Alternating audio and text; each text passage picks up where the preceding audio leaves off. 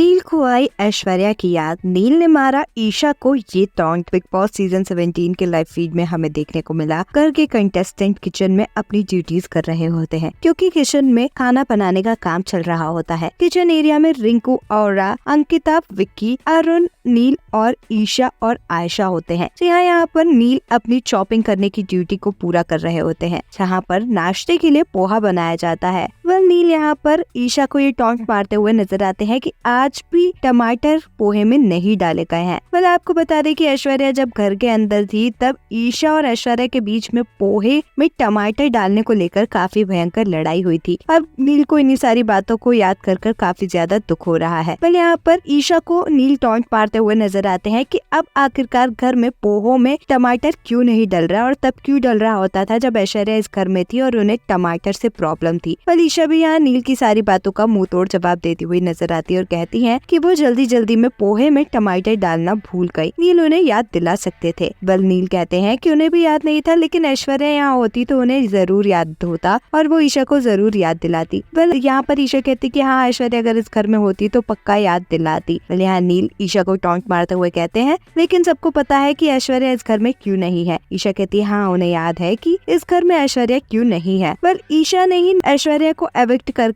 इस शो से बाहर निकाला, ये कहकर कि ऐश्वर्या ने इस घर में रूल तोड़े हैं और इनकी इन्वॉल्वमेंट घर में सबसे ज्यादा कम थी। नील इन्हीं बातों को लेकर ईशा को टॉन्ट मार रहे होते हैं और ईशा से कहते हैं कि वो हमेशा ये बात याद रखे कि सिर्फ उनकी वजह से ऐश्वर्या इस घर से बाहर गई है। नील यहाँ पर जाते हुए भी कहते हुए नजर आते हैं कि अब इस घर में बोलना भी गुनाह है और बिना टमाटर वाले पोहे बने हैं, जिसे खाना है वो खा सकते हैं। पर नील लगातार कई दिनों से ईशा को घर के अंदर टारगेट करते हुए नजर आते हैं और वो साफ तौर पर कह चुके हैं कि अब इस घर में उनके दो ही टारगेट है, ईशा और समर्थ। पर आपका नील के ईशा को मारे इन टॉन्ट्स पर क्या कुछ है कहना, हमें कमेंट्स पर जरूर बताएं।